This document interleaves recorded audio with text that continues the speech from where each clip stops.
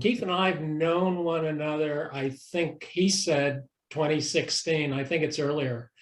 We were introduced to one another by Chris Smith, who started out of Chicago. He introduced us, he left, and I think Keith and I left about 4 hours later. The immediate outgrowth of it was we were on the phone almost every day for a couple of weeks, and my wife prohibited his coming over to our house because nothing good would come out of it.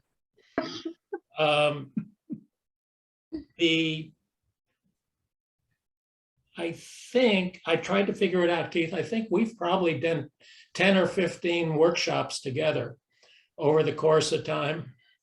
And some of them seem to have echoes.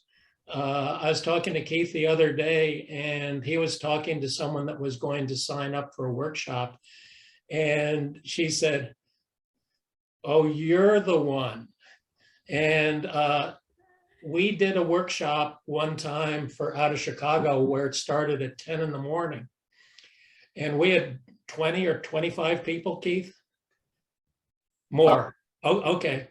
So by lunchtime, we had covered only part of the area, and we asked them if they would like to continue.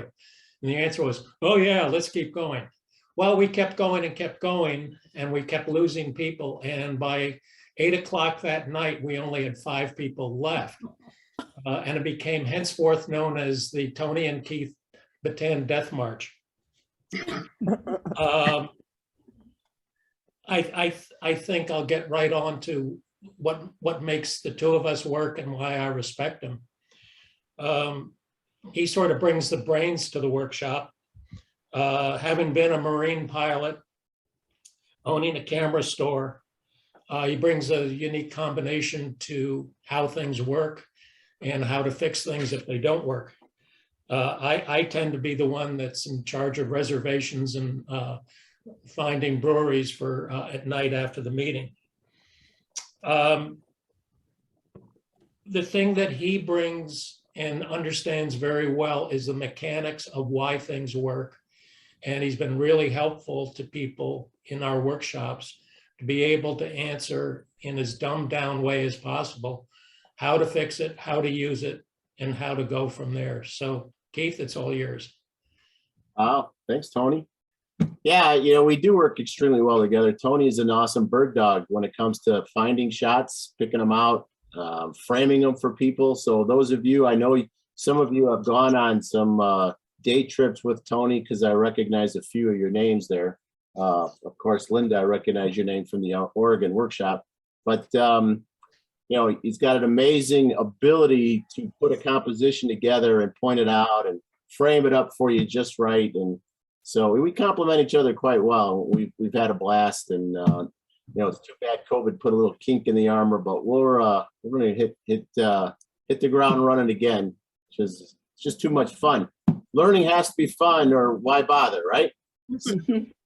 So I put this workshop together probably originally 2 or 3 years ago for our local camera club, when I had several what I consider pretty accomplished photographers in our group that had absolutely no idea what a light meter was, let alone a light meter in their camera. Sure, they knew certain settings resulted in certain output, but to know that they had the ability to control it as much as they could was kind of enjoyably shocking for them. So I put this little program together. So I can see most of your faces. So I'm just curious, just maybe to do one. How many of you were film shooters in the past? Shot some film. All right, so half the group, a little more than half the group. Good. So some of this is going to be a little bit of a review for you because you probably had to use your light meter a little more, but the technology that's in the last 5 years has just exploded with certain things. So we're going to cover a little bit of that as well. I like to be interrupted. So if you have a question midstream and you're muted, if you didn't know it, you hit your space bar. That's a temporary unmute. So you can hold your space bar down and say, whoa, hang on a second. What did you, Tony's a what? No, that's God. But yeah, just hold down your space bar, ask your question. If that goes against club rules, I don't want to do that. If there's a mediator, moderator, whatever you guys call it, you could just type a question in the chat down below, and somebody could read that to me later. Whatever is comfortable, and I don't want to violate club rules, unless, of course, it benefits me. So anyway, let me figure out how to share my screen. Usually goes pretty quick. There's the one, and then start the slideshow. All right, so let me change my view as well, because I like this. I really miss talking to a group, because I could tell if I'm going too slow. I start to see your head start nodding, your eyes start rolling back, so I get to see who's falling asleep. But also, whether you do it consciously or not, the nods or the no, I kind of get a feel for whether or not I'm, either going over your head or not that you don't understand it, but it's usually because I get so excited and the Italian in me comes out and I start talking super fast, and oh boy, it gets a little exciting here. So feel free to slow me down. Feel free to speed me up. Feel free. I'm the guest. You guys are the residences. So we'll try to keep it going. But anyway, so we're talking about interpreting and in some cases fact checking your camera and your light meter. So let me get used to my buttons here. Hold on. There we go. All right. So if you guys want to look at a little more in depth at who I am, what I do, there's a couple of things you could jot down. Really, the only top two are the ones that wouldn't add anything of any value. kfrenchphoto.com is our website. Keith French Photo on Instagram. You kind of see some of the latest stuff I've been playing with. I don't tweet. I don't know why I have a Twitter account. I don't know if I've ever tweeted, actually. Anyway, and then Facebook. But so getting right into the exciting part, if this is you, when somebody starts talking about using your light meter, changing your light metering settings, how do you measure light, all that, I'm going to try to alleviate this little fright from you guys. So, but I'd like to give you a little bit of background, okay? I want you to kind of realize where we were and where we've come, and maybe it can actually help. But I think sometimes the big picture, when you know where the roots came from, a lot of it makes more sense. So some of these cameras might look familiar to a few of you if you were a film shooter, although these are pretty old cameras. These were fixed everythings. In other words, you had no adjustments on these cameras. All you did was point them at the person or the thing you wanted to photograph, and you pushed the shutter button. The shutter was fixed. It was at exactly the same speed every time you shot it. The aperture was fixed. The focus was fixed. The only thing that was actually a variable was the film speed, but it was only because you happen to own this camera when the film speed changed from ISO 8 to ISO 16. And that was like, woohoo! So think about that for a minute. Some of you only remember 64, and that's about it.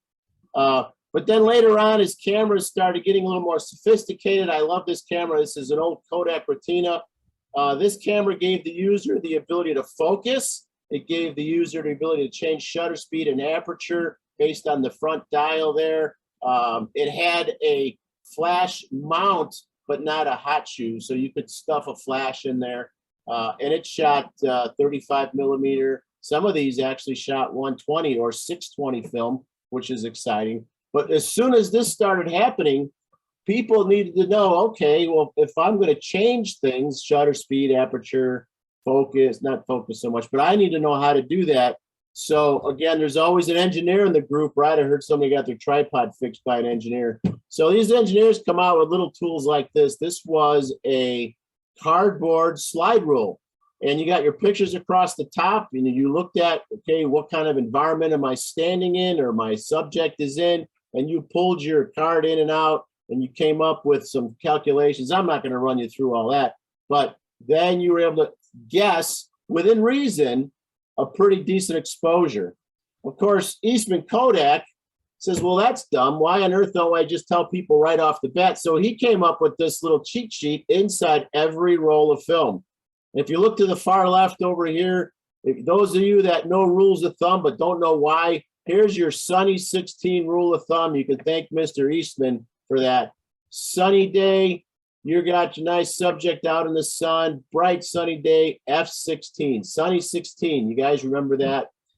If you'd never heard of that, I don't know what rock you've been living under, but that's okay. Now you heard of it, there's your sunny 16. And of course, second line from the top, you can see shutter speed, 1/125th of a second. So it didn't give you the answer to everything, but it gave you a pretty good ratio of where to start and when to move things around and why you would move things around. The analytic person would say, hey, it looks like I have a small aperture when it's really bright out, and I have a big aperture when it's really dark out. And if that's all you needed to know, that's all you needed to know.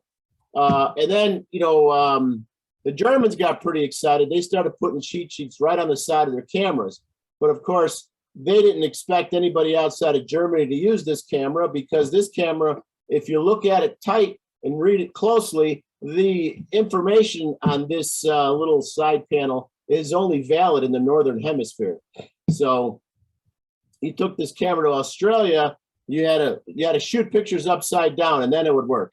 I have no idea. But anyway, that was some good ideas by German engineering, which then, of course, gave Eastman another idea and says, wait a second, I could put a little circular or a linear slide rule on the back of my cameras, and I can help people figure this out again.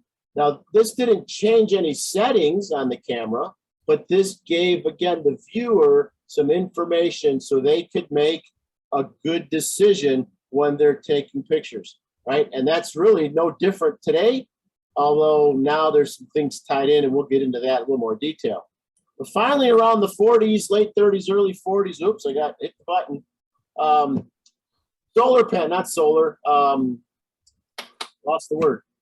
Photo cells became more accurate. They were more consistent. They could make them in a consistent basis. So they started making these handheld light meters, and these were incredibly accurate. They were really versatile. You can use them in movies. You can use them with still photography. You could dial in a bunch of things. And again, all of a sudden, you've got great exposure, and things are working great for you. You still had to know a few rules of thumb that we're going to talk about later, but they were there for you.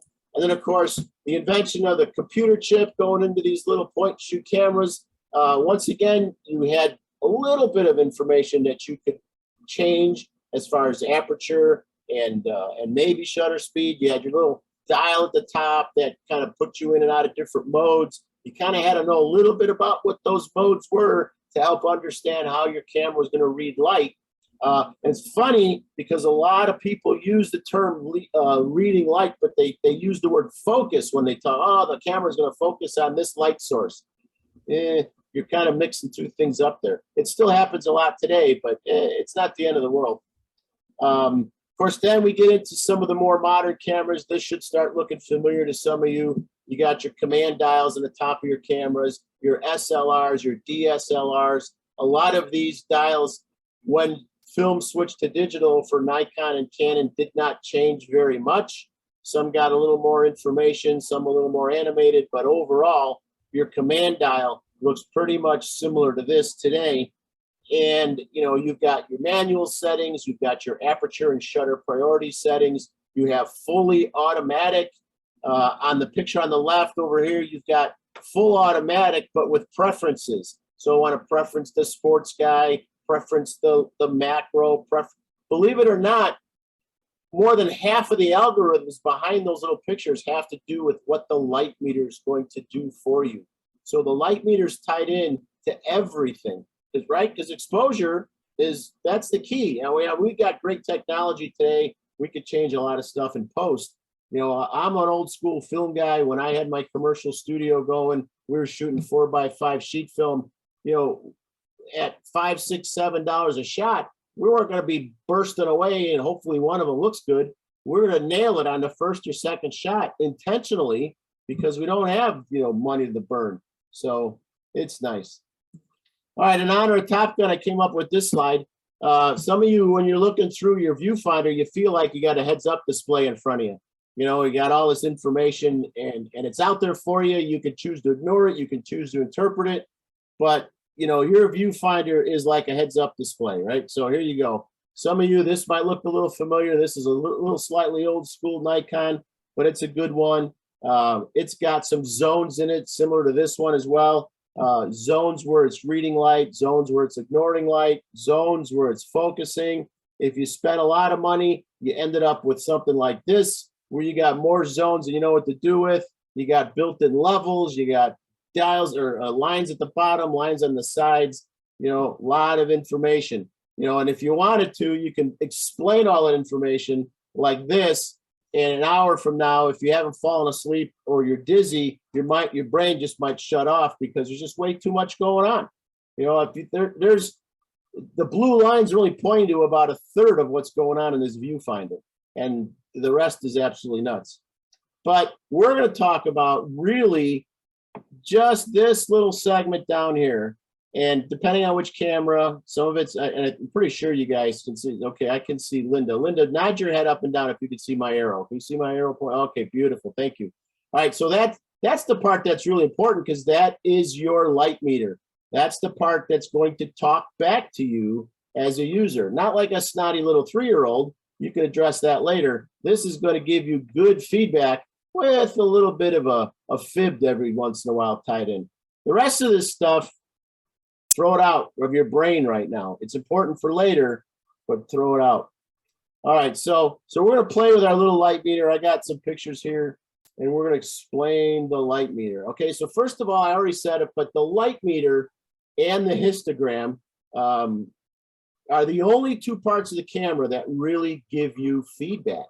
The nice thing, especially if you have a mirrorless, you can have live histogram going on right in your viewfinder, and you can get exactly the exposure you want. If you really learn how to read and interpret a histogram and a light meter while you're shooting live, life will get a little easier for you. The good thing about it is you have the right as the shooter, as the maker, to override what you're seeing in your viewfinder or why you would want to. We're going to talk about that a little more in detail, but you kind of got to know a few things, where it's reading light, what it's talking about, and understand that it might not quite be giving you the whole truth. We'll call it lies by omission, okay? So it's not technically telling you wrong things. It's just possibly not telling you the whole story because maybe you're not in the right metering mode for whatever your subject is. And so that's what I want to go through tonight, is to get through the different modes, how they work, why they work, what they do for you, why you would use them in the different modes, and so forth and so on. So I know you're like, wow, 22 slides, and we didn't even get into the meat of this yet. But it's good to have a foundation before you build a house, right? All right, cheers.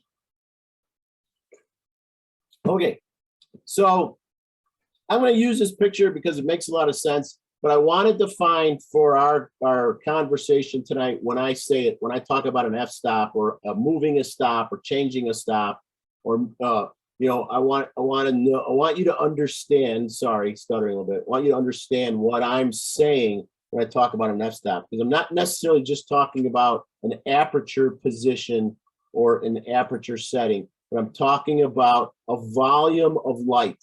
Okay, so in a volume of light, what I'm talking about is as we get lighter or darker by moving certain controls on our camera, in simple basic terms, when we change one stop, we're either doubling the amount of light coming in or we're cutting that amount of light in half.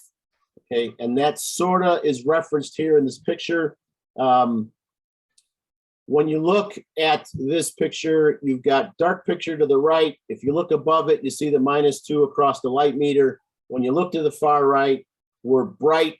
We've got +2. We're on the plus side of 0. Okay, so that's 2 stops, or yeah, 4 times more light than what the light meter thinks you should have. Okay, so again, when we're going plus, we're doubling the amount of light. When we're going minus, we're cutting the amount of light in half that the sensor is going to capture. Okay, so if this is a great point for time for someone to say, wait, say that one more time, because this is kind of important.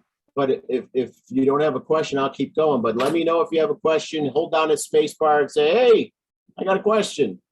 Otherwise, I'm going to press on. Get caught up here.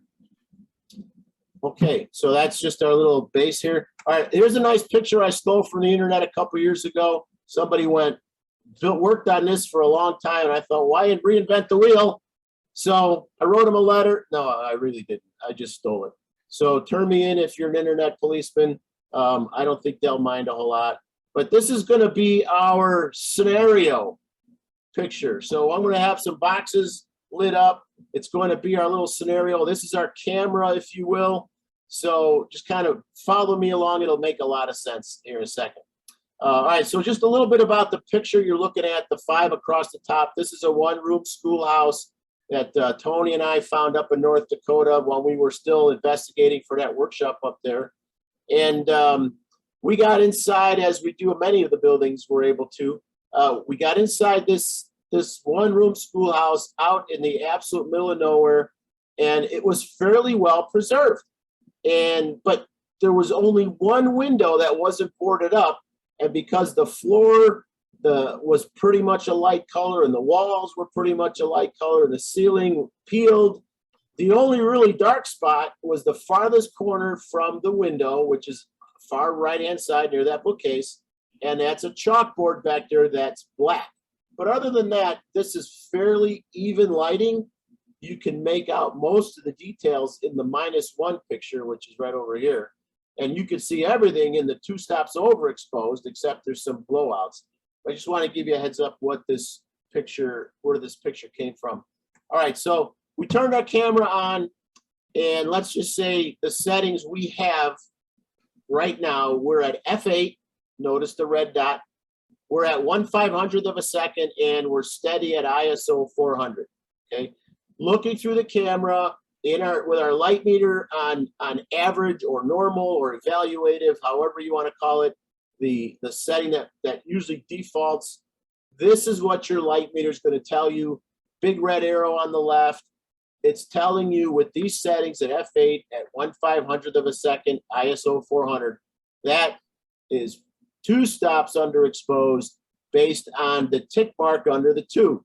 That is the light meter giving you hand signals. You know, it's kind of doing like this, and it's kind of waving at you, you know, and it's saying, hey, -2, here's where we're at. So you could take this picture, but if it were me, I'd move it over to ±0. And so it's kind of working that way. So simply put, you change one thing at a time, because that's how you know you're doing the right thing. So we're going to go from 1/500th of a second to 1/250th of a second based on shutter speeds. That slowed our shutter exactly 50%. So it's half as fast. So it let light in 2 times longer than it would have at 1/500th of a second. That's the beauty of the shutter speed. It's actually a relative number. It's a measurement of time. So 1/250th of a second being twice as long as 1/500th of a second. We let in the light volume for 2 times longer, and the light meter is screaming at us, okay, you're doing pretty good, but you're still 1 under. So we make another adjustment with shutter speed. Again, we let that volume of light in for 2 times longer, and the light meter is happy now. Ah, thank you. I like this. And that's the light meter. Now, this might not be what you want to shoot, but right now your light meter's happy based on averages. It averaged everything in the viewfinder, and it came up with a formula that said that is your spot on setting. Okay. Now from here, you can change anything you want as long as you go in opposite directions of each other. Okay. So if you go to the left with your aperture, you need to go to the right with your shutter speed. I'm sorry, the other way. It's backwards. If you go to the left with your aperture to 5.6, you're letting in more light. So you got to let it in for less amount of time. So you got to speed up your shutter. Okay. So we're not going to get into all of that because this is a light meter class, but basically everything's related.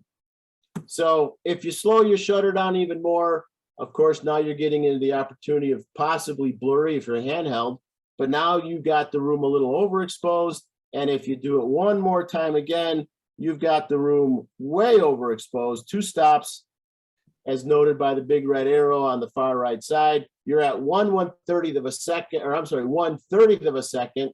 And those of you that know the 1/60th rule, you already know that it's pretty hard to handheld a camera under 1/60th of a second. So you've got to make a better decision, put it on a tripod, put it on a gimbal, put it on a sandbag, something to take your own motion out of it. But that's very simple terms, how the light meter is measuring light and how you can make adjustments. Now, obviously our example today was pretty much just shutter speed, but we could have moved that shutter back all the way back to 1/500th of a second and move the aperture. And the same thing would have happened. We would have been making adjustments, cutting the light in half, cutting the light in half, cutting the light in half. Oh, too much, double the amount of light, double the amount of light. So the nice thing about that kind of math is you don't have to take your shoes off. You could just do it right here. So hot days when you're wearing sandals, you can cheat, but whatever, go with it. But here's where, okay, and back to that picture, sorry. I want to just emphasize, this is the lighting in this room was fairly consistent. Very, it didn't change a whole lot from left side to right side, so minimal amount of changes. But you get outside now, this is the outside of that one-room schoolhouse, and this isn't even a sunny day.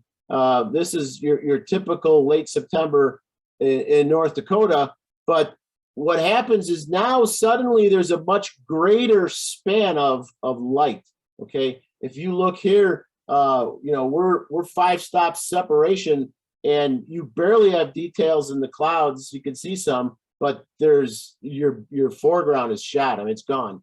And the other way around, you're even at 1 stop over, this 4th picture over here, the detail in your clouds are gone completely. Yeah, you've got foreground, you got building, but it's kind of gone. And this is because the camera is trying to fight itself now. It's trying to do an average. It's looking at the sky, it's looking at the foreground, it's trying to make a decision for you. And this is one of the downsizes of light averaging, which is evaluative or matrix metering. So what's happening in your viewfinder is something similar to this. Your camera has divided your viewfinder up into 5 or 4, depending on your brand and which model. It's dividing your viewfinder up into 5 or 4 segments, and it's looking at all of the different areas as it's reflecting off your sensor, if it's a mirrorless, and if it's a DSLR, there's these little probes at the bottom of your light box, your mirror box, that's reading the reflected light. And it's going to average that all together based on the strength, understand this word, the strength of the colors and the actual brightness itself, okay? So something with black has a strong darkness, something with yellow has a strong brightness, but it's not because yellow is a bright color, but yellow reflects bright light and black absorbs light. So in a sense, the camera, it reflects no light. And so all of that's being put into evaluative metering or matrix metering when the camera's trying to make a decision. So knowing that now, if you were able to, let's say you had a 28-200 lens on, and you started to frame this picture at 28, now you zoom in, just like the viewfinder is showing here, you're zooming in to where you're only getting 5 to 10% sky, your picture is going to change. Your light meter is going to make an adjustment. It's going to compensate more for the darker ground. It's going to ignore more of that brighter sky. So that 10% a little sky there, that's having some impact on this picture. But if you could put numbers throughout this whole screen, it's being weighted very small. And so now you get a pretty good exposure for the foreground of the building, but yet your sky is still blown out. It looks kind of nasty. So you decide, well, what if I just raise the camera, 45 degrees? Well, then this happens. Now you have this bright sky that's having way more impact on the light meter than the foreground is. So now, just like shooting snow, the light meter goes dark, your picture goes dark, your picture is dark, but look at the detail you got in those clouds. I mean, you talk about angry skies, woohoo, nailed it, right? You got some good angry sky, good angry detail. Of course, now there's always somebody in the group, it's usually me, who goes, well, that's why I shoot HDR. Yes, HDR eliminates a lot of these, but, you know, Tony, when was the last time we were out on the prairies of North Dakota and the wind wasn't blowing? Never. Exactly. Never. You know, when the wind is in the low tens to teens, we're like, oh, it's a mild day. It's very breezy up there. Well, what happens to those flowers in your foreground if you're doing HDR and these flowers, your picture looks kind of bad, right? It looks like something was running around the foreground while you or you crop them out and you lose the beauty of those gorgeous meadow flowers. But so yeah, you know, HDR handles a lot of things, but you're not going to learn how to use a light meter doing HDR. So here you go. You pointed it up at the sky, got a great sky, your foreground's shot. So now we got a problem. So what you can do, if you're still not going to change your metering mode, is maybe you split. Maybe you split the sky and the ground. So when you're reading your light meter, you're using your light meter, you're shining your camera, pointing your camera, you get some sky, maybe an equal amount of foreground. You know, maybe you get it to the point where it's just a little underexposed. Okay, and so when you're a little underexposed, something like this, you still get some detail in the sky, and then you have a little bit of post, and I'll be honest, there's a little bit of post here to bring up the foreground, but it's very controllable when you bring the foreground up, you know, a half a stop to a stop. It doesn't even look manipulated at all, and you get it, okay? But by doing that, I brought my light meter to, hey, I'm missing a slide. Look at that. Well, never mind, guys. Somehow I deleted a slide when I gave this presentation last week. You can thank me later. But anyway, so here's what I did is I kind of, you see my arrow, I pretty much split the sky. This was the top of my viewfinder up here. I got about 25, 30% sky, maybe 10 to 20% building, and then 40-ish, 50% ground, and just a little dark on the light meter, and I get an image like this, okay? Again, very doable, very workable. If you wanted to bring this into a post-production software, you have a lot here, especially if you shoot in RAW. Hopefully everybody shoots in RAW.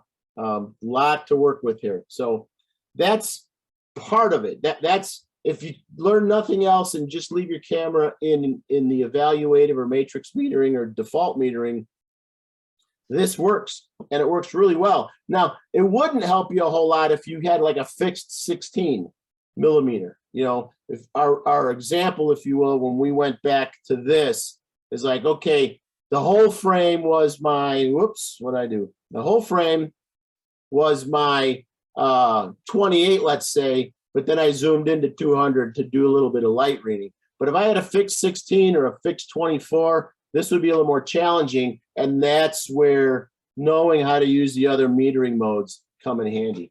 Here's another challenging one for people. You get into some of these abandoned buildings, again, out on the prairies of North Dakota, and you might have this amazing scenery looking through a window, but you might also like the ugliness, the roughness of the inside. So again, you're trying to figure this out. Where do I read my light? Well, a picture on the left, this one actually is a very easy argument if you wanted to go HDR, because there's, you know, those pine needles probably aren't moving a whole lot. But on the left, if you're metering for the window, the light outside looks great. On the right, if you're metering for the room, the light outside looks horrible. So somewhere down the middle, your camera actually takes a pretty good average all by itself. Unmanipulated, camera did a good job right down the middle, plus or minus 0. That's pretty decent. Again, especially, you know, what we can do today in Lightroom just blows my mind as far as versatility and adjustments compared to where we were even 4 years ago. But there's so much more you could do with this image today that we could have done 4 years ago just in Lightroom. But here's where the meter did a pretty good job averaging out the room, because, you know, 10% to 20% really bright light, 10%, maybe 15% really dark. And then a lot of that blended light in the middle was properly interpreted. And that shot down the middle, plus or minus 0, nails it. So, and then sometimes what people, if you used to shoot slides, I know I'm going back a few years, but if you used to shoot slides, you purposefully thought about shooting things at a half a stop under than what your light meter suggests, because some of your well, you wanted to knock out your bright highlights because they're gone, but you got a little more richness sometimes out of certain films. And that sometimes comes into play a little bit in cityscape, landscape, buildingscape photography like this. So somewhere between this picture and this picture is a very workable, usable, editable capture, so you can work with. Whew. All right, you ready for some meat? We got rid of the salad, now we're into the meat. Okay, so what I've been talking about primarily up to this point is the bottom right picture, that evaluative or matrix metering.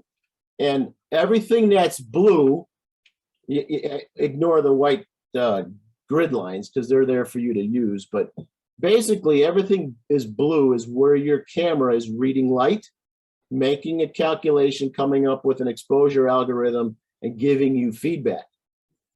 Now, that's fine and dandy, but look at them other ones. What a difference, okay? Center weighted, it starts out real harsh in the middle, and as it moves out to the edges, it was kind of hard to portray this, at least with my Photoshop skills, but that should be even a little more of a graduated blue to white. It's center weighted, but it's not center fixed. So that middle 20, middle 30% is weighted 2 times more than the outer edge when the algorithm is calculating the light. Below that, in partial, that is pretty accurate. That's about a 20, 25% center where it's only reading that light. So what's white, or as it fades from white to blue, that's the only place it's reading is in that blue area, okay? The one mistake I made, and I didn't realize it until after I got into the presentation and I just got too lazy to change it, is that spot meter should not be a graduated edge. That spot meter is a harsh, hard edge. And depending on which camera you have, that spot meter could be a 1 degree spot meter, which means it's a conical shape that leaves the center of your camera in 1 degree of expansion, or it's a 5 or 10% dead on light reading spot that if it falls just remotely outside of that center spot, it is not having any impact at all on the algorithm. So that's my mistake. That spot should be a hard edge, not a soft edge. So anyway, those are the 4 most popular light meters that are in your cameras right now. And the funny thing is, going back to the film days, certain camera manufacturers, certain camera bodies only had 1 light meter in them anyway. So sometimes you bought a camera based on which meter it had in. And it wasn't unusual to see a photojournalist or a sports photographer with not only 2 or 3 bodies hanging off of them, but they could all be for different brands, because Minolta did spot better, Nikon did center weighted better, Pentax did evaluative better, and so your journalists were carrying all these bodies in different lenses for all these bodies, because that's how critical light metering was to them. So feel lucky. Today you only have to carry 1. Yay. All right, so let's talk a little bit about center weighted and a reason for using it. So here's roughly what's going to happen inside of a mirrorless or a DSLR when you're in center weighted.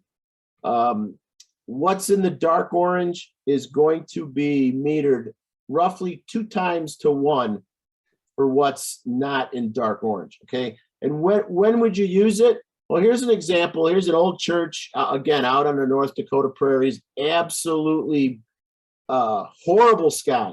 It's a thin overcast, which is actually pretty unusual up there. Usually it's multi-layer, we get some good detail, but this was just a thin overcast. There was probably a bright layer above it, so there was no detail left. So why allow the sky to even throw off my exposure? Let's just go to center weighted. We'll give a little bit of credence to that sky, but I want to get some good detail on this old building because it's cool and it's got some nice details in it. The foreground looks good. There's a little bit of grass, but here's where we use the center weighted.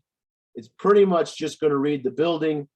And now I'm gonna think ahead for some of you guys. Why didn't I just use spot meter? Why didn't I just use partial meter? Well, because if you notice in some of these windows, it gets pretty dark. And again, that can throw things off. So, and I'll explain that a little later, but that's why we're going to center weighted. We're averaging just the building, and the building is more or less in the middle 60%. And that's what makes center weighted more sense. We're weighting, we're averaging the whole subject, not just a part of the subject. Okay. And so end result, you get something like this, you know, nothing too excited. And so here's your final picture. You get a nice image. All the exposure on the building looks great. It's very even. You've got blacks in the shadows. You still have highlights in places. The sky's irrelevant. You know, if you don't like the sky, give it to Tony. He'll put another one in for you. He's really good at that. I think he still does it for $30 or $40. Piece of cake. You'll have fun with it. But if you like the white blown out sky, there's your white blown out sky. And but yet it had no impact at all on the building because you metered it properly. And that's one great example for center weighted metering.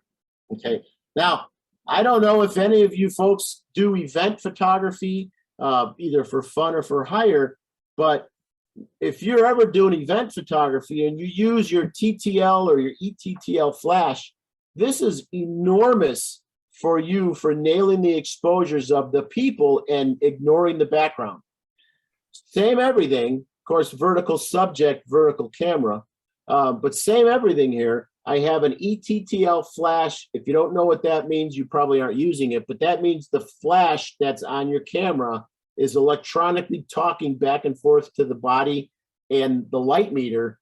And literally the light meter is adding or subtracting flash live at the speed of light, at the speed of electrons, and it's controlling your exposure. But in this case, in center weighted metering, me personally, when I do this, I set my flash to be 1/3 of a stop darker than what the light meter reads. So when I bang away at the flash isn't overpowering anything that's bright, like white shirts, sweaty foreheads, but I get great fill flash. And who cares if the background in these ugly hotels fades to dark, because whoever designs these hotels should be shot. They have the ugliest carpets I've ever seen in my life. And it's a pattern all around the world, but that's the way it is. I don't care. I don't need the flash to capture that. This is a great mode for shooting event photography, weddings, brides, babies, corporate events, you name it. Center weighted metering, TTL Flash set for -1/3 or -2/3. And it's great on skin tones. It's a great fill flash, nice soft light. So there you go. So there's two reasons why you might want to use center weighted. Another good time for a question if anybody has one while I suck a little water down. No question. How about a snide remark? Nothing? Where'd you get that ugly shirt? Nothing? Keep it up. You're doing great. And usually we don't talk during the program because it might turn into a free-for-all. But we just, anyways, that's how we sort of think about these things. That's fair. Yeah, you got to have club rules. I get that. So, all right, good. Well, keep on moving. All right, so here we go. Back to this screen again. Let's talk a little bit more now about spot. Okay, or yeah, here's my buddy Spot, right? So in spot metering, woohoo. I'll make sure I'm on the right one here. Yeah, there we go. All right, so Navy Pier, you've never been to Navy Pier, it's a really cool place, but it's an absolute blast to shoot at night. Navy Pier at night, you're never going to see stars on the lakefront in Chicago unless it's like a meteor falling out of the sky. There's way too much light pollution. But what you're going to have is you're going to have some really bright hot spots and then black. And if you're using the whole viewfinder, your overall picture is going to be blown out. It's going to be too bright. Your highlights are gone. And the reason for that is it's averaging all that black into the equation, and it says, oh, this is a dark picture. Let in a lot of light. And the net result is an overexposed picture.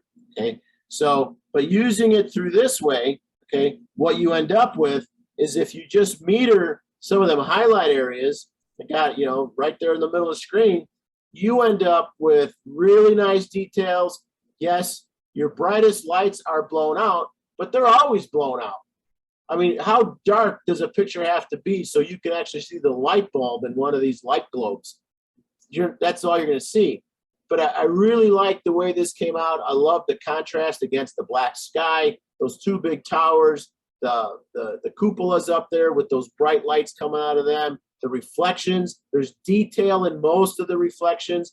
It came out really nice because I only metered some of the brighter spots out here, you know, and roughly two of the brightest locations, and then maybe one that's about a third bright. But that makes a huge, big difference, okay? Perfect way of using spot meter or reason to use spot meter in a nature or in a architectural sense is to really separate out everything that's going on out there from what might be throwing off your meter. In this case, the night sky, okay? Now, if I was out in Utah somewhere and I was trying to get a starscape, that's different. I don't have, you know, 5, 10, 12 stop difference between my foreground and my background, unless of course I'm doing some crazy creative lighting with light painting. But, you know, now I want to capture those stars. I want to get the Milky Way, you know. Well, you could try averaging the sky in that sense at night with evaluative metering, because spot meter might help, it might not. But in this case here, we have something bright, well lit against the night sky. Spot meter is absolutely perfect. And for those of you, again, who like to do people pictures, you can use your spot meter for reading the highlights on your subject's face. So you would read the light right where the light is the brightest, and that'll guarantee no hot spots, maybe some dark shadows, but in portrait photography, that might be a little more dramatic, okay? You might like that look a little bit.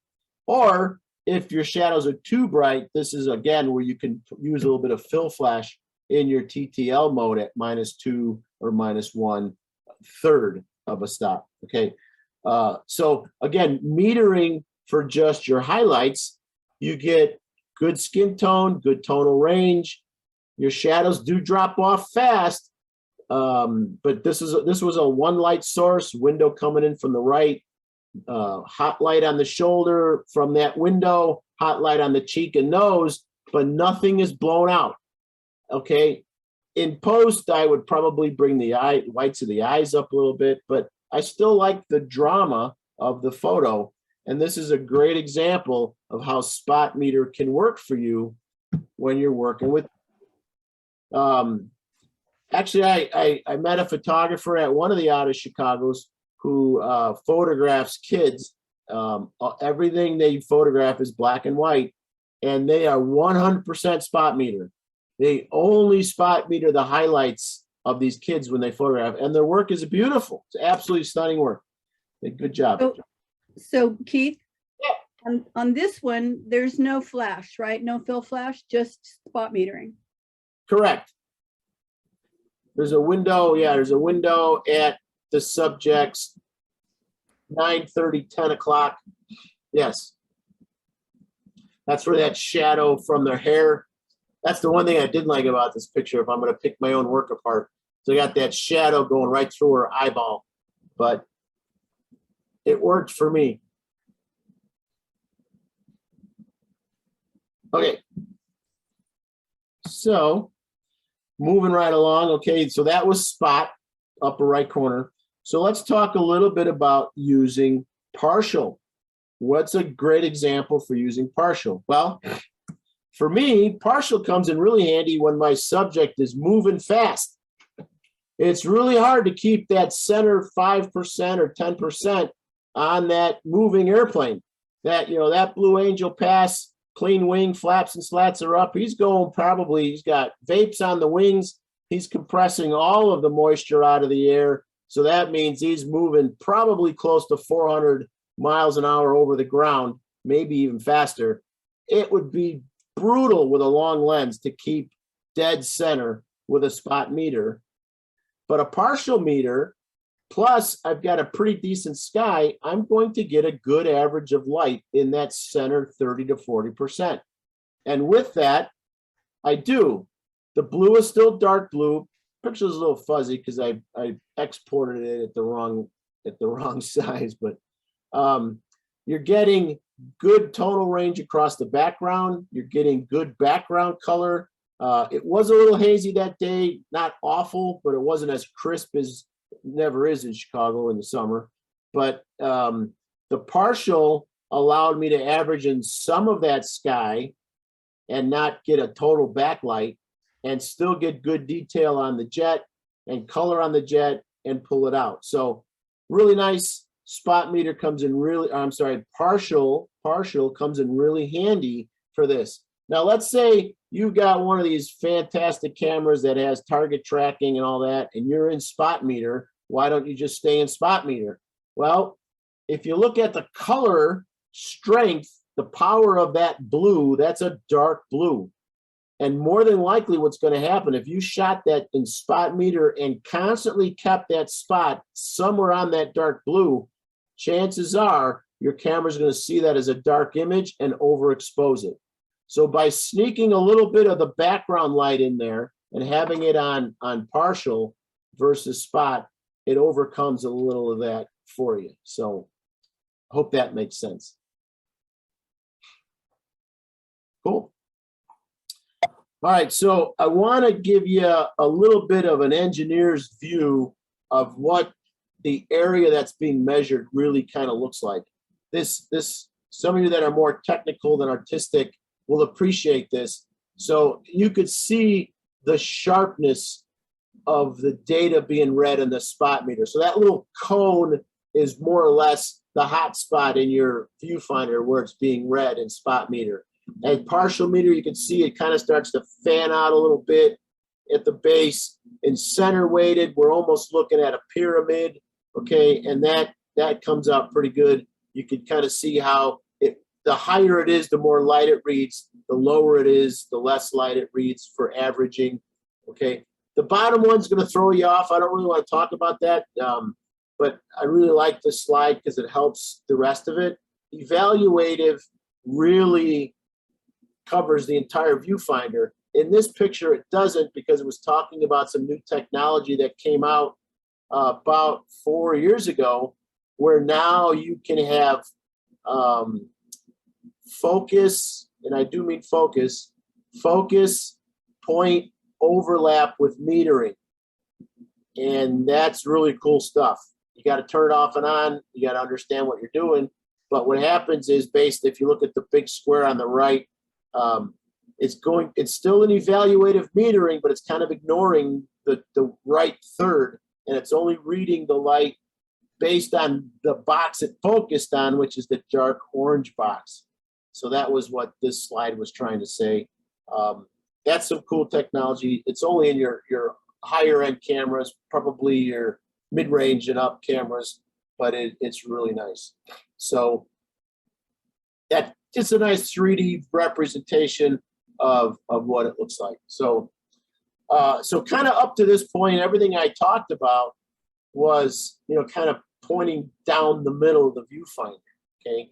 But what happens when the area that you want to meter is not in the center of your viewfinder, So now what, right?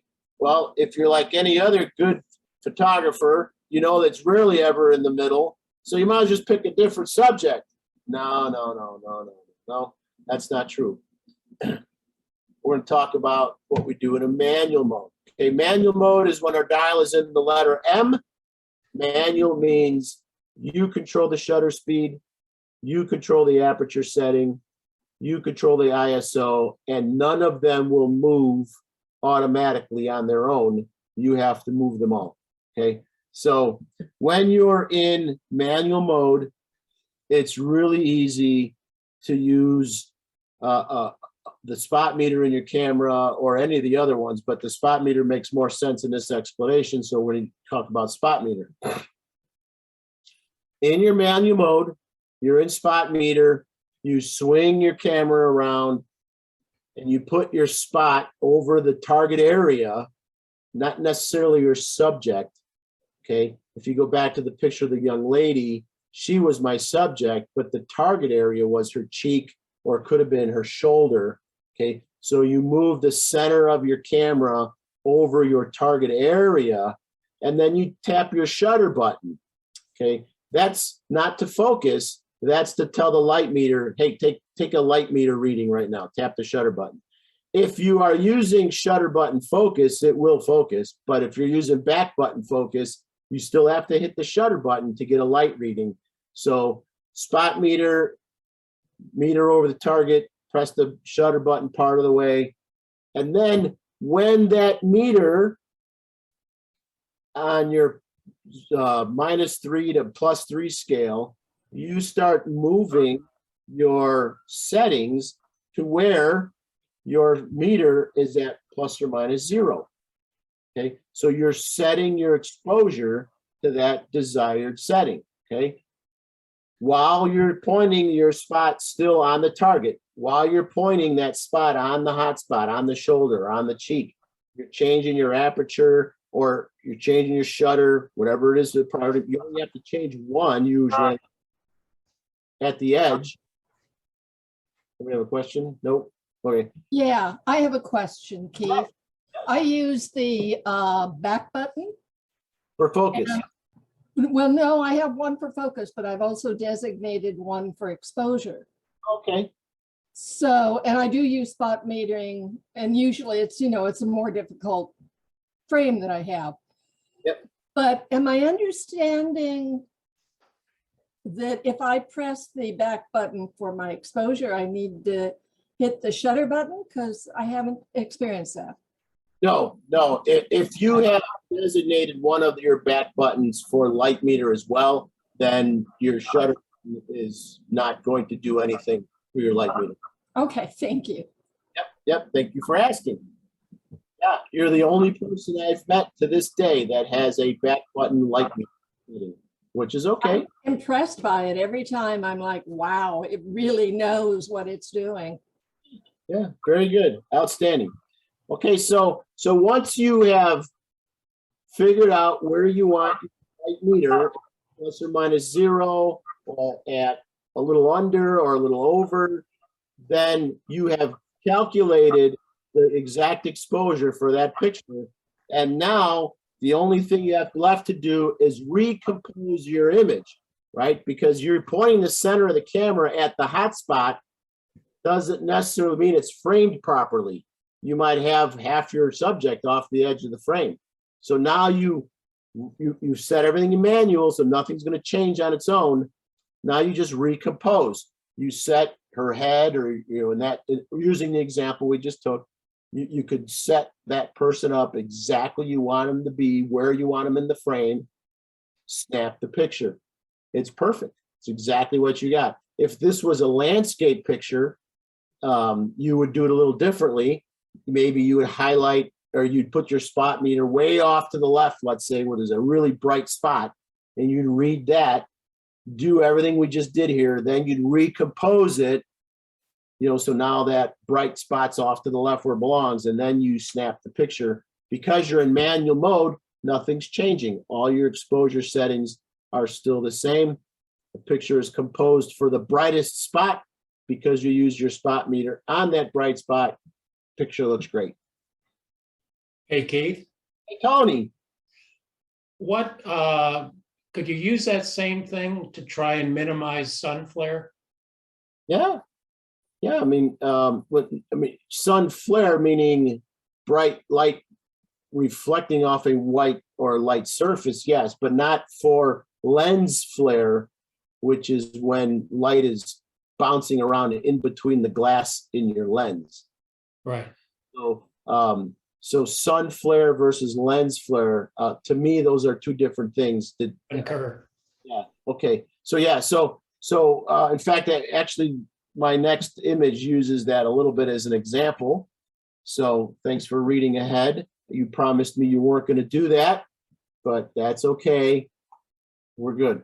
All right. So again, because you were in manual mode, doesn't matter what you set to. The most important part now is to recompose it. Nothing changes. You take the picture, your exposure's right on. And actually, it's right on. If the light never changes again, you keep shooting at those settings in that same specific situation. For instance, when I photograph hockey games, I will spot meter the darker of the two jerseys. Unless they're black, then I got to come up with something creative. But usually, it's like a green jersey and a white jersey. I will spot meter the green jersey. 90% of my pictures white ice, white backboards, white net, light colored sticks, white helmets, so there's a lot of white in that picture. So I want to make sure I'm exposing for that green, read my spot meter, make whatever, maybe I shoot it a little over, maybe I shoot a little under. And then I'm not going to change my settings the rest of the hockey game because the lighting's not going to change unless we're shooting outside, but nobody plays hockey outside anymore. It's an indoor sport. So it's a great example of how you use spot meter in that case. Okay, so here's another little slightly different example. So what if we're going to shoot in one of the priority modes? Right? You're like, oh boy, now what?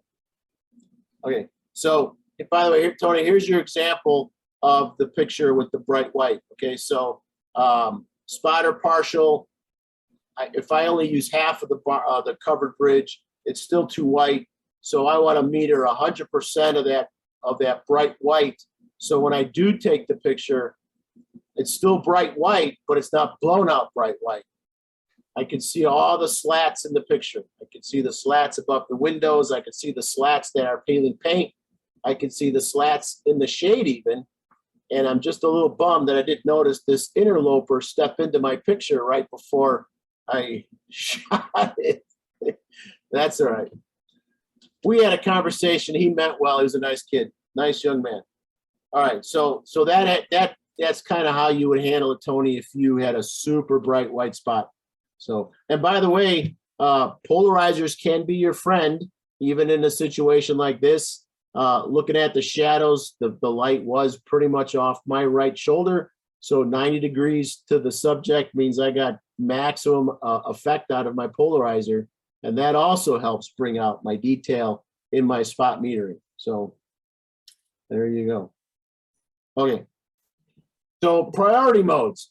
So on your light or on your camera's mode dial, you got your M for manual, but then you have A for aperture or S for shutter or something. You might have T. Canon has a T for time evaluation or time priority for their shutter, and an A for aperture priority.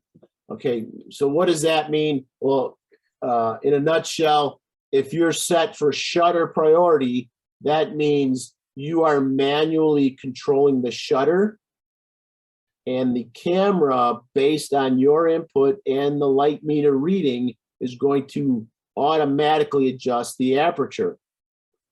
And unless you're in auto ISO, which that really could mess things up, your ISO is really going to stay fixed as well. So really, in shutter priority, you control the shutter, the camera controls the aperture. Flip-flop aperture priority, the camera's controlling the shutter now, and you're controlling the aperture.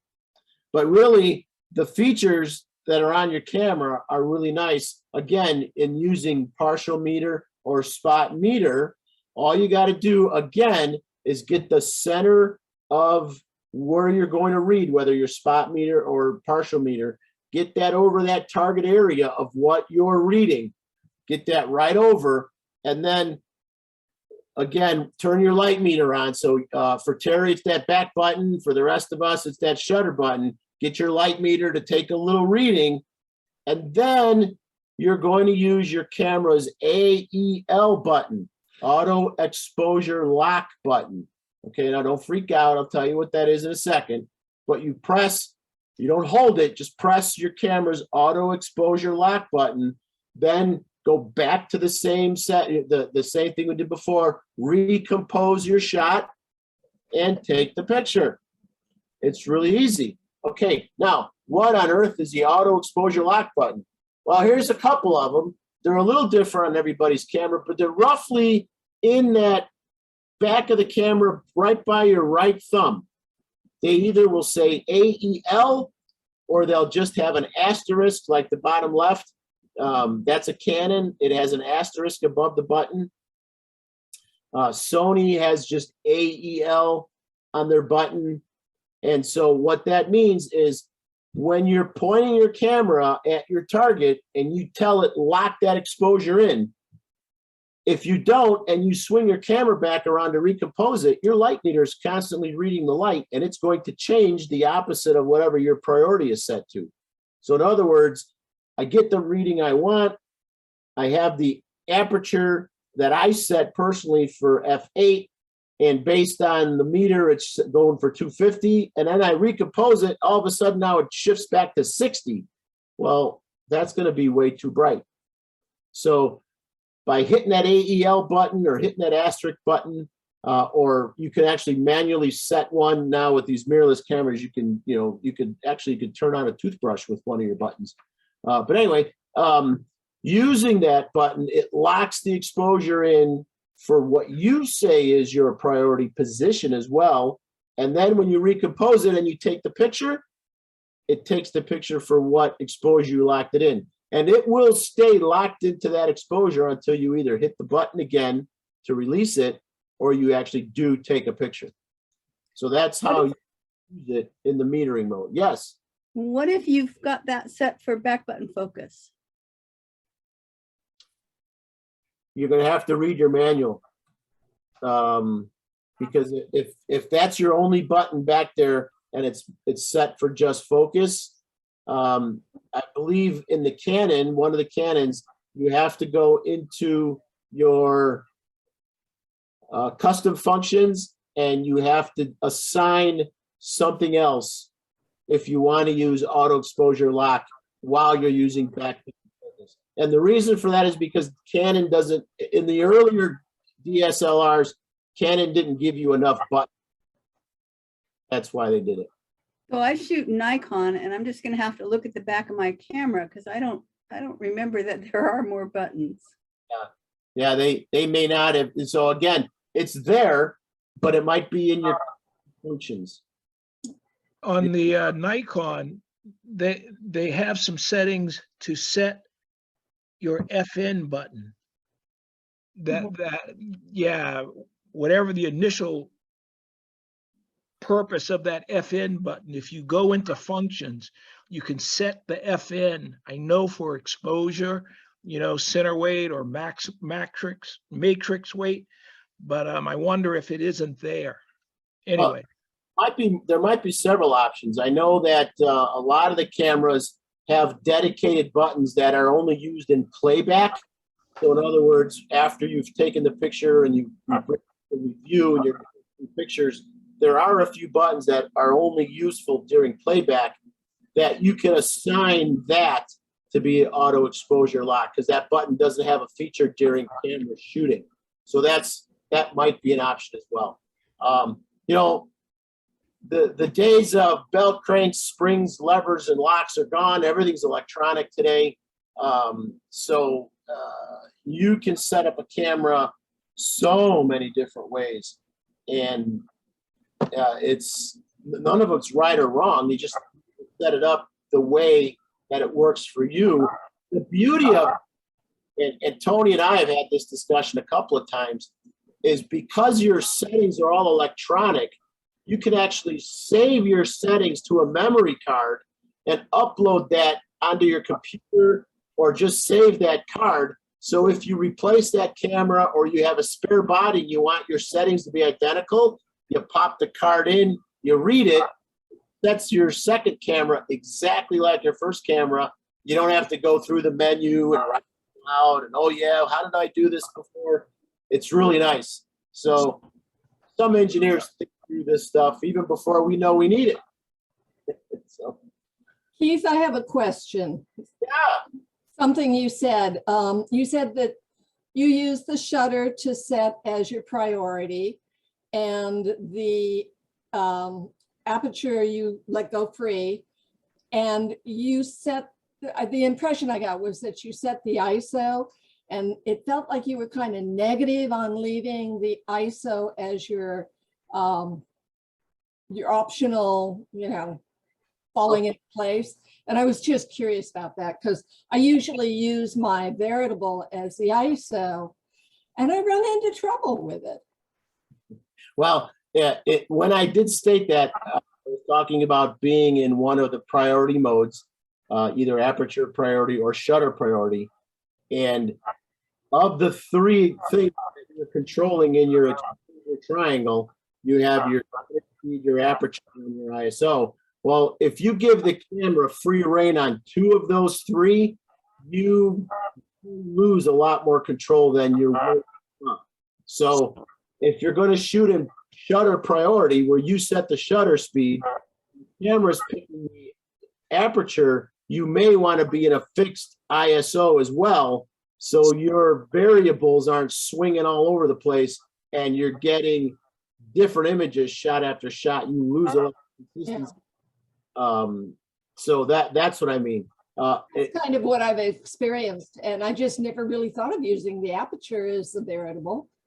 Now, sometimes, and I'm still experimenting with this, but birds in flight, I will go to manual shutter, manual aperture, set them, and then auto ISO and spot meter.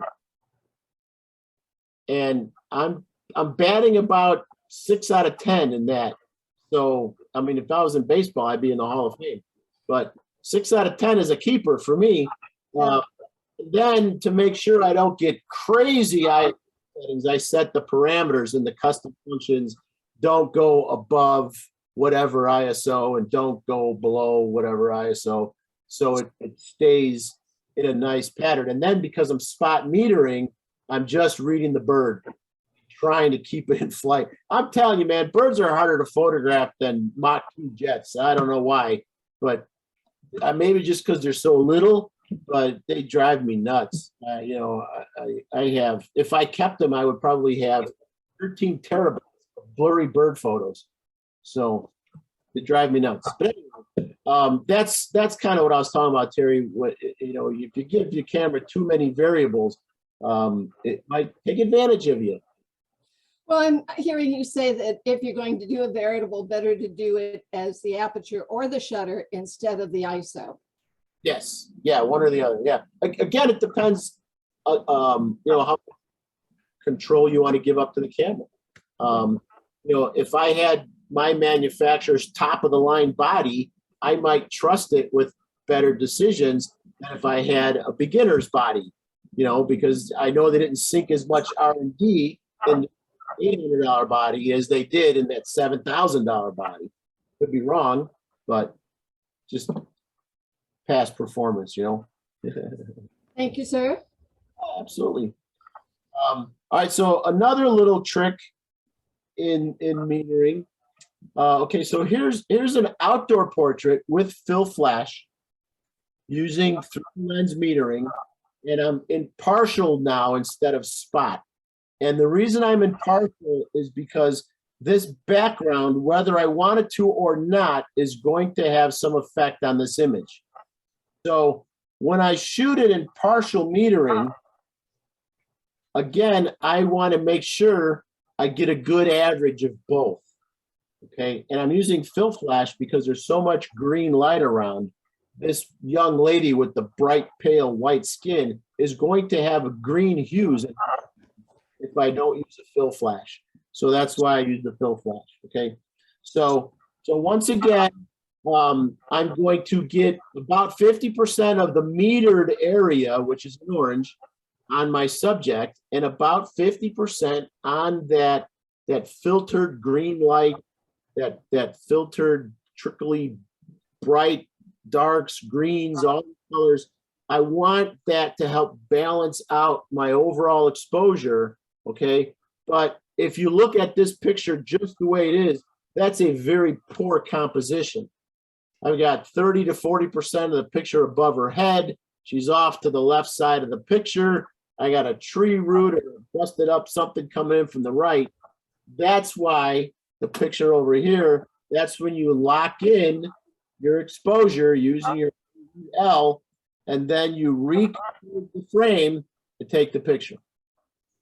Okay. The one mistake that I made, I think here, is I forgot to dial the flash down to -2, and I had the flash at ±0, so she's still a little milky white, but that's one of my daughters. She didn't mind.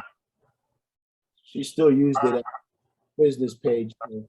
But by using that auto exposure lock, using the partial meter to give me half the background, half the foreground, and then recomposing the picture, I locked in my exposure. The fill flash did its job based on the setting, even though it was slightly incorrect. But I got a decent picture. Definitely got one if I needed to tone this down a little bit. This is a very workable picture, minimal amount of post-production, and off we go. Cool, huh? All right, that's my daughter, Sarah. She's the potential middle child. Number 3 of 5. All right, so, holy cow, does that mean? I think it does. We're at the end of the easy stuff, and if there's any time for questions, now is a great time for questions. Happy to try to answer any more that might have popped up. How comes, what ifs, why nots? This stuff, yes. Sorry, is this being recorded? Yes. Thank you. Yes. I'm gonna have to watch it again to get everything, but it's Me really too. valuable. Yeah, that's, I go a little fast sometimes out of nerve, sometimes because I'm just Italian. I don't know. But your mother was French? The opposite. Mom was Italian. That's Norwegian. Oh, okay. That's me. I don't know.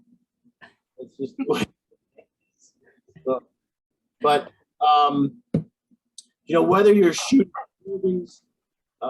buildings full of glass, rotted out buildings like we shoot on our workshops up in North Dakota or Colorado, whether you're out on the beach like the Oregon workshops we do, the spot meter is so valuable, as well as that partial meter and also the center weighted. And I challenge people, I still tell you, and it's not a shame to tell you, 80 to 80% of the time, evaluative or your default metering is going to get you very usable. But that just means maybe a few extra tweaks in post-production. And if you start getting used to the way your light meter reads light and where it's reading light and the amount of the viewfinder it's actually reading, you will see a definite change in your patterns on post-production. And most of you will like it because it'll save you an extra step or 3. So. Yeah, I can't wait to figure out how to lock in the exposure. That's going to be great. Which camera body do you have? Nikon D750. And I've got back button focus. So that's right, because you turned on back button focus. Yeah. Mhm. So on that camera, you should have a front button that's just to the right, so you can catch it with like your middle finger, the FN1. And by default, almost all the Nikons I've had, that has been an auto lock, both Great. focus and Oh. exposure. I'll just have to do a little You'll- research. I didn't know You'll about have to it. look before. at it and see and experiment. Yeah. I tell you, Tricia, one of the fastest places to find that answer is literally type in Nikon 750 back focus auto exposure light in a YouTube video. You'll probably get 7 or 8 of them. One of the top 3 I'll probably do for you really fast. Most of life answers can be found on YouTube these days. True. Oh, something mechanical anyway. It's a safe bet. I'm careful with some of the advice that I get. Amen to that. But no, that I'm sure there's an answer to that, and hopefully it is as simple as a button on the front of the camera that gets turned on for. Mhm. The new mirrorless Canons have at least 3 obvious buttons, but I think they have a couple others that can also be programmed. So go crazy. Yeah, it's kind of funny when I had the camera store. I used to hate Sony. I hated Sony was cameras. Sony was throwing mud on the wall to see what would stick. At my studio, I was shooting almost all Canon. I had obviously some large format cameras as well, but I started noticing that that's not a bad approach, because if it wasn't for Sony, we'd all still be looking at 1-inch screens on the back of our digital cameras, because they're the first ones that came out with a big screen. And it was such a big impact, it forced everybody to go to a big screen. Now, to Sony's chagrin, they forgot to update their batteries. So they went to this giant screen, and now, for every one Nikon or Canon battery, you were going through 6 Sony batteries because they just were not fuel efficient, lack of a better word. But a lot of the innovations that we know today came because Sony at least tried it, and they failed miserably on a lot. And that left a negative impact for me as a person selling cameras, because I didn't want that person coming back to me like, why did you sell me this piece of junk? But it wasn't until really 2 years after I closed my camera store and I started still keeping my head in the game, watching it, I started noticing some massive performance increases and watching photographers that I've known for a while who've switched or were shooting Sony, and I'm seeing the new box that they were doing and how they were coming across, and they really got their head in the game pretty fast. Now, granted, they did buy out the camera division of Minolta, so they got the scientists behind it. And I think where Minolta might have had them guys handcuffed a little bit, Sony was just like, you're the expert, just do it, figure it out. And so they turned into a pretty big powerhouse pretty fast. You think about some of these cameras, I have some antique cameras from pre-World War II that were the predecessor to Canon. And they were called Kwanon, Kwanon, but it was still the same family. They just changed the name a little bit. But that's how long they've been doing it. When you think about, they're now just catching up to Sony, which made me mad at first, but oh well.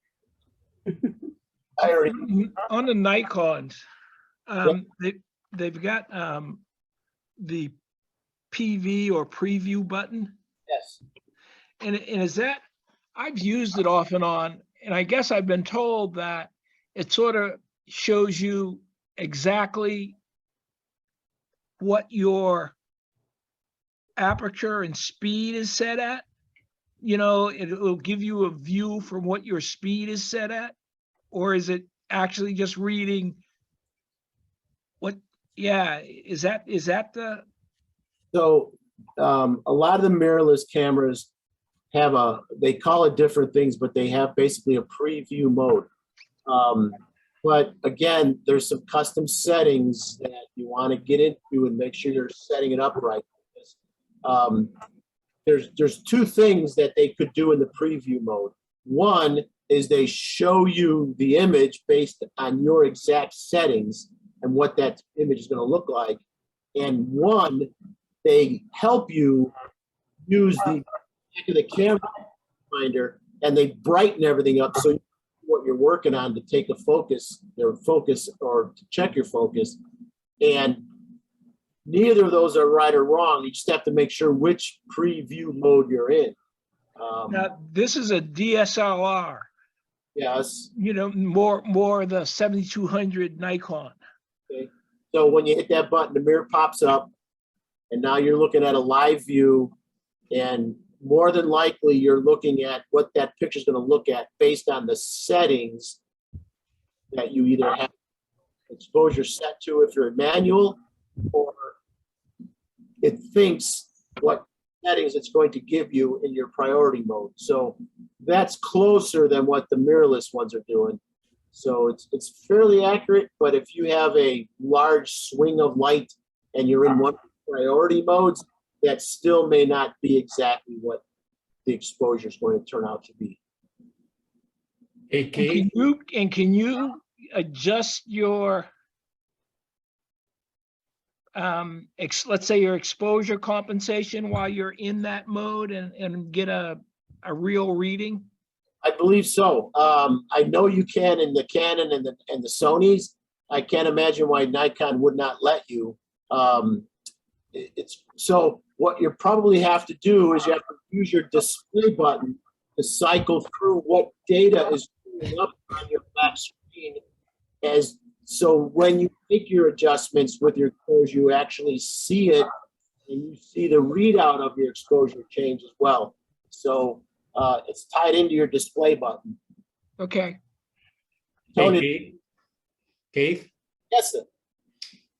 when we do Colorado and we're at altitude, which is usually somewhere between 5,000 and 8,000, do any of the rules change that you've been talking about? I know it changes for using a polarizer. You can't dial it up as high, but is there anything else going on optically? Well, a little bit is going on optically.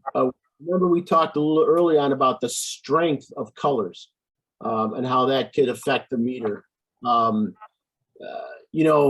When you shoot those aspen trees the color is so strong that you almost have to underexpose them intentionally, or they will blow out. And because of that, you know how when you're up at altitude, the sky is a deeper blue anyway, even without a polarizer. It's one of the most beautiful color combinations of that golden yellow and that blue sky. But if you're in spot or in partial meter, definitely meter on those leaves, some input, because if you're just in straight evaluative, that whole picture might ultimately be dark because the meter is too bright, contrasting colors that go so well together as blown out light. So yeah, that is definitely one of the, and then you know how sometimes, Tony, when we're up there and we're in one of those old mining towns, so you've got the whitish brown rocks, you've got these dark brown structures that are left from these mining towns, and then you see this bright yellow and this bright blue, which makes for a gorgeous picture, but lighting wise, the meter could get a little crazy. So again, this is where maybe you take your spot meter and you ping your highlight and you ping your darkest shadows, and you see how far apart they are, so you know how to set up a good exposure. Thanks. Great question. So Keith, something I want to understand better. I know you're not supposed to shoot into the sun, but I do it. And it's always just blah and wiped out, no definition. What you'd expect, I suppose. But I want to understand what's happening and why it's not good. Well, as you know, that's an incredibly bright light. I'm gonna stop sharing my screen here. Hey, look at all the smiling faces. Some of it could be the lens. If you're shooting right into the sun with a 600, you're pretty much filling the frame with just sun. If you're shooting right into the sun with a 24 or wider, it's just a little ball out there, but it's a very powerful ball. In evaluative, because it is so bright, it's going to throw your meter in convulsions. Now, again, technology being what it is, there are cameras that are now programmed to knock that down, ignore that. Just like if you ever watched a heads-up display from a jet, when they pass, their nose passes through the sun, they get the picture stays, but then the sun just becomes a bright light. Somehow the computer ignores that. They're starting to put a little of that technology into the camera. But pointing a camera directly at the sun does get it messes up your meter. The meter doesn't know what to do with it. It's trying to balance it. It's trying to spot meter if you're spot metering. If you're evaluating it, it's trying to average it out. So think of it mathematically. If you're an evaluative, you've got 10 numbers and they're all below 9, and then you have one number that's 3 million. What's your average? Way out there. That's what the sun is doing to your exposure. So one of the, so neutral density filters, that might help change a few things for you. Get a 10 stop, maybe a 50 stop neutral density filter, and give your camera some help. You can still point it into the sun, but it might put a little more life back in your picture. So, Okay, I was just kind of curious as to why it's so bad. Yeah, Tweaks it out. Yeah. Now you know what astronauts go through. Or the Hubble.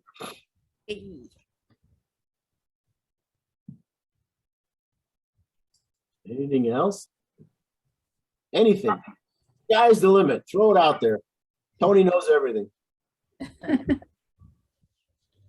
Well, I just wanted to say, I didn't think I was going to be too engaged with this presentation because the subject is sort of dry sounding, but it's been fascinating and really, really useful. I really appreciate it. Oh, Plus, you're pretty entertaining. yeah. Well, I did that to my mom. She's 89 years old. She still can run around the neighborhood and kick my butt from curb to curb. So, a lot of longevity on that side, I guess. Oh, Been a huge help thank you. Yeah. understanding all the metering. I never even thought about it very much. No wonder my pictures need a lot of help, This Well, help a lot. with all of the automation, it kind of became the forgotten tool. Mhm. Go back when we're talking about the history, people literally placarded it on the side of the camera because it was that important. But then as computers got involved in cameras, it took one thing away and it was like, I don't need that as bad. And, just be honest, look at what you've accomplished to this point without really using your light meter to its fullest. You can look back and say, well, these aren't awful, but now you've got another step to go and you might like it better. Yeah, I had one instructor who was always telling me to always AEL on the closest to gray. I don't know why. Because that's metering for gray and averaging and everything. So find the gray part and poof. I mean, you think about auto exposure lock on something that's closest to gray, really depends on what metering mode. Because if you're not a spot meter, then you're locking it in on everything else surrounding the gray besides the gray. They're not grays. It doesn't reflect any other colors but itself. That's why the 18% gray card is such a useful tool. Mm-hmm. And I wish the one thing I miss in my camera store is every year Can't give me a box of microfiber cloths. They were 15 inches square. They had Canon in the corner. We could hand them out as we wanted to, but they were 18% gray. They were perfect for white balance calibration, and They're awesome. I still got about 6 or 7 of them hiding in the studio here somewhere, but man, they get a little gnarly over the years. You can't wash microfiber very well. Yeah, comment, when I took one of the photo classes, I asked the instructor, well, how do you get the perfect sunset? You know, that's when I was first starting out in photography.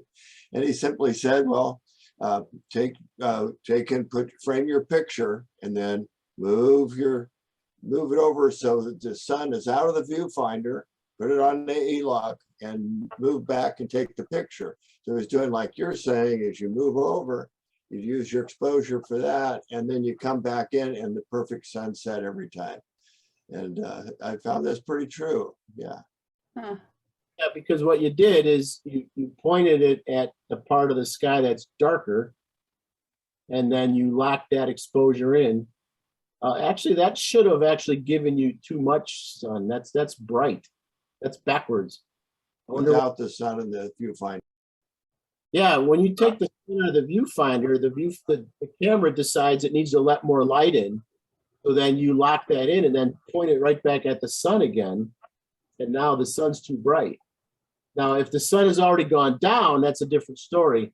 Typically, I tell people you want to take a sunset, shoot it at -5. And Shoot it at what? -5. 5 stops under. That's where it starts to get beautiful. Oh. Try that. What aperture setting? What aperture setting? How much depth of field do you want? Got it. Yeah, so whichever one matches whatever, Yeah. typically, when I started my photography, I lived in Florida. So I didn't care about foregrounds. I was shooting sunsets over the water. So I shot it, whatever I needed to get the light. But then the more I got interested in shooting sunsets, then it became foreground as it was the background. So then it became more important. So, but early on, I think I probably shot them all wide open because I didn't know any better. Where will you be going in your Colorado shoot? Do you ever heard of the $1 Million Highway? Ouray, Durango, Silverton. What's the next town?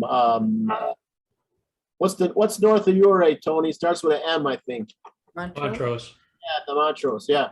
So we That kind is of the corridor for that five-ish days, and we get up into some of the abandoned mining towns and get some of the most amazing mountainscapes. Those aspens in September, they jump off the page. I tell you, it's literally. I think I made the comment that they look plugged in, like somebody put a 220 outlet and turned them trees on. They're so brilliant. So, And we're staying in Montrose, which is about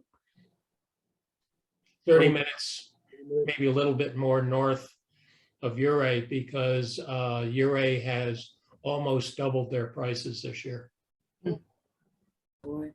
That's a wild road. yeah, The wild road is the one south out of Ouray, where it's about a 200 or 300 foot drop where there's no fence. Yes. Yeah. Do you ever do Mesa Verde? Yes, Mhm. this is, well, we can compare. There's a few other spots around that are really scary. But the difficulty, going back to your question on Colorado, is every morning Keith does a new weather forecast. And it's absolutely essential because each one of the mountains, particularly the big one we call Mount Snuffles, creates its own weather. So we set up wherever we're going, just like North Dakota, on the basis of what the weather is. yeah, and sometimes, especially North Dakota, we're not running away from bad weather. there are some places like the one that's actually in Tony's background that look better when you have that angry sky than they do beautiful blue, clear sky. You know, I mean, that old church in Lignite, when we get those angry clouds, that picture looks so much better to me, color or black and white. But so we do watch the weather very closely, but we're not always running away from bad weather. Sometimes we're running to it. I mean, I don't mean like tornadoes, but clouds or rain showers. We're not afraid of them. We prepare you well in advance.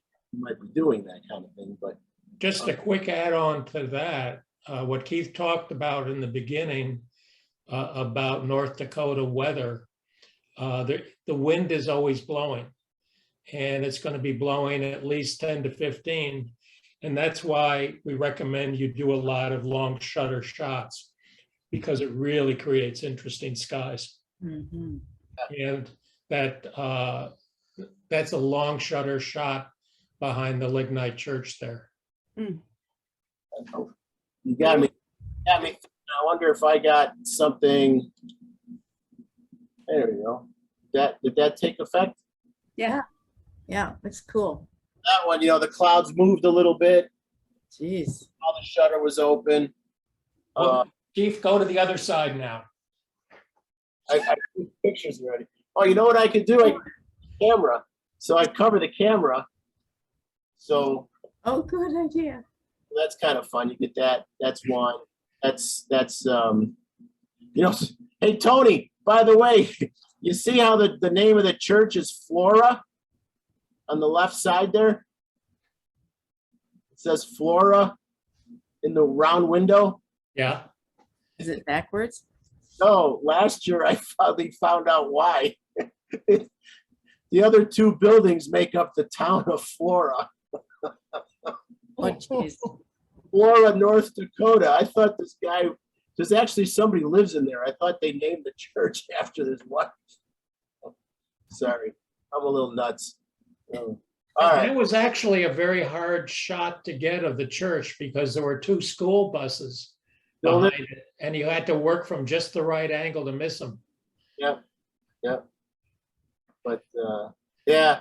Anyway, long exposures are really cool. You get your camera low on a building, and maybe shoot a 4 or a 14. Tony's got a 14. That's really cool. You get your neutral density filter out, and you get a 10, 12, 15, 18-second exposure, and these clouds are just whoosh. It's really cool. And first 38 times it goes bad, so we come over to help you, and it works like a champ.